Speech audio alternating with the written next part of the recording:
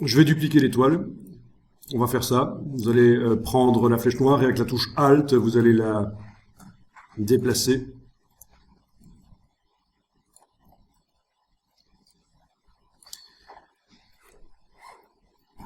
On va lui mettre certaines couleurs. On va lui faire des couleurs rien que pour elle, à nouveau.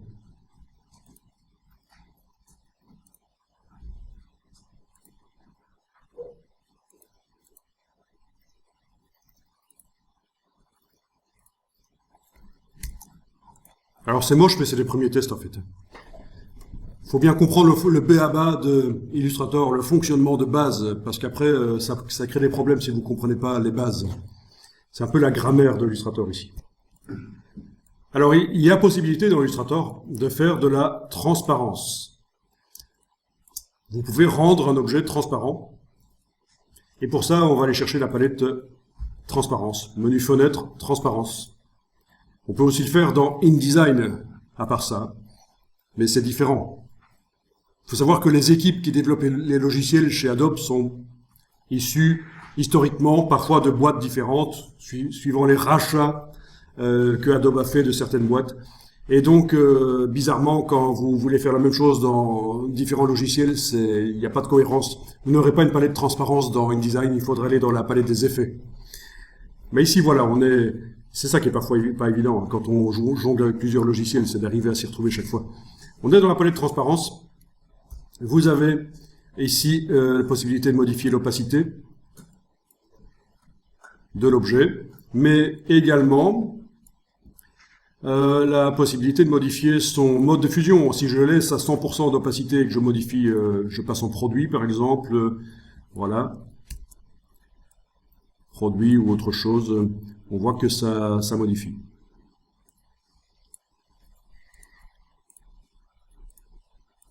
Ça va, ça marche?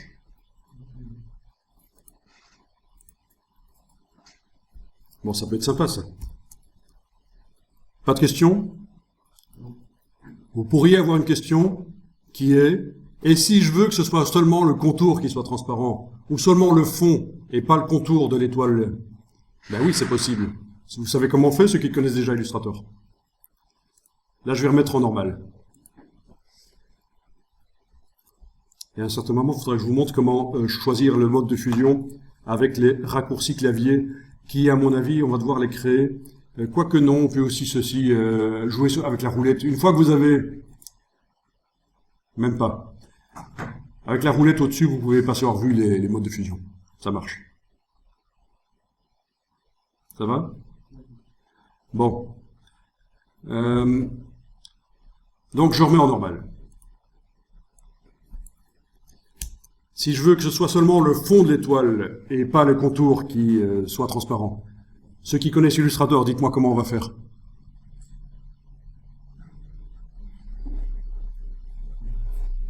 Bon. Un masque. Eh non. Bah t'as bien fait de venir. Ça me fait toujours plaisir quand quelqu'un qui connaît le logiciel apprend des choses malgré tout. Dès le premier cours.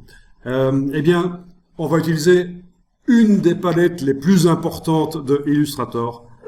Et ceux qui ont étudié Illustrator il y a longtemps, ceux qui sont habitués à Illustrator, qui ont commencé dans les années 90 ou début 2000, ne la connaissent pas toujours, parce qu'on ne remet pas à jour ses connaissances, c'est le problème.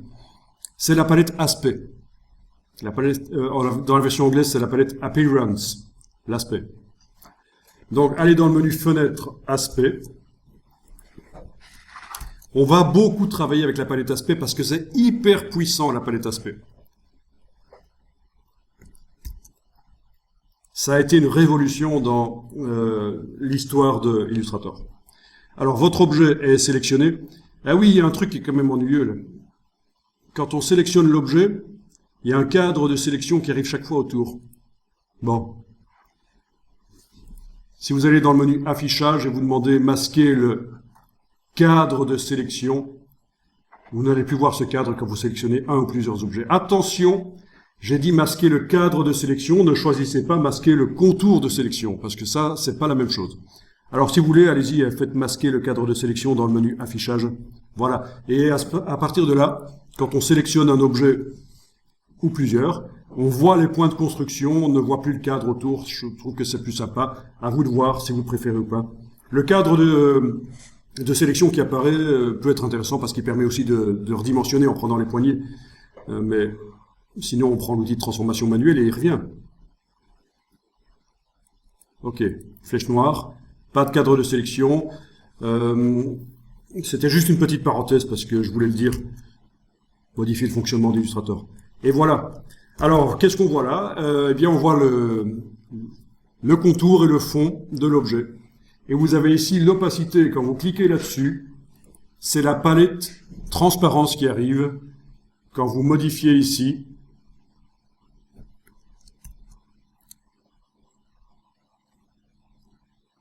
à l'endroit où les deux étoiles se superposent, ben, ça se mélange différemment. C'est ce qu'on vient de faire juste avant, en fait. En allant dans Fenêtre transparence, on a eu la même palette là. Donc je vais remettre un normal. Normal. Si je veux modifier seulement la transparence du fond, je vais devoir déployer ici. Et je retrouve à nouveau un hyperlien opacité qui va concerner uniquement le fond. Donc je peux modifier la transparence ici, voilà, vous voyez. Le contour bleu reste intact. Par contre, je modifie la transparence du fond. Ou son mode de fusion.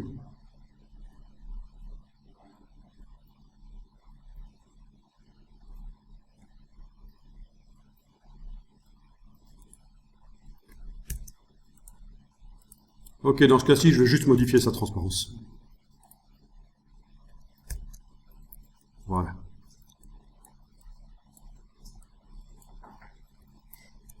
Vous allez voir, c'est hyper puissant la palette aspect parce que on peut avoir plein de fonds différents sur un objet qui se combinent, plein de contours différents, des effets spéciaux, plein de choses. Ça peut être très très puissant.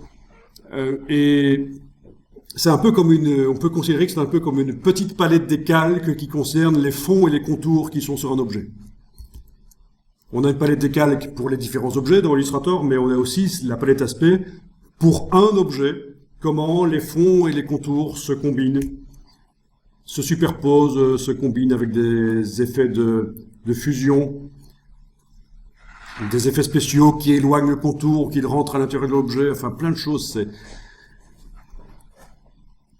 Alors, je vous l'ai pas dit, c'est quelque chose que je dis souvent, je sais pas si à vous je l'ai dit, mais moi je connais très bien les trois logiciels. Photoshop, Illustrator, InDesign, ça c'est des logiciels que je pratique depuis très longtemps. Photoshop depuis la version 1.5, Illustrator depuis la version 2, je pense. Enfin bon, peu importe. Donc, tout ça pour vous dire que je connais très bien les logiciels. Pourquoi je vous dis ça? C'est parce que je vais vous dire un truc qui peut paraître très stupide.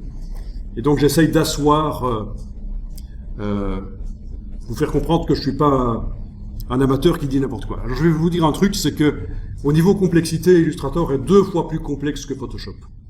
On a tendance à penser que le plus complexe des logiciels Adobe, c'est Photoshop. Pas vrai du tout, il est assez simple. Illustrator, beaucoup plus complexe, parce que ce sont des petits objets avec plein de petits réglages, et des ennuis peuvent venir de partout, et pour arriver à détecter d'où ça vient, il faut vraiment connaître le logiciel pour arriver à détecter d'où viennent les problèmes. InDesign, ça peut être 6 fois plus complexe que Photoshop, parce que dans InDesign, on pourrait se dire aussi, tiens, c'est pour faire de l'impression, pour faire des petites brochures. Ben non, InDesign peut servir aussi à faire des applications pour tablettes, des magazines interactifs pour tablettes et smartphones. Il faut le savoir. Donc c'est très complexe, InDesign. Donc, contrairement à ce qu'on pourrait croire, Illustrator n'est pas le plus complexe, loin de là. Je veux dire, Photoshop n'est pas le plus complexe, c'est le plus simple en fait des trois. À mon avis, c'est mon avis personnel. Hein, ça, chacun a son idée sur ça. Alors, enregistrer le document.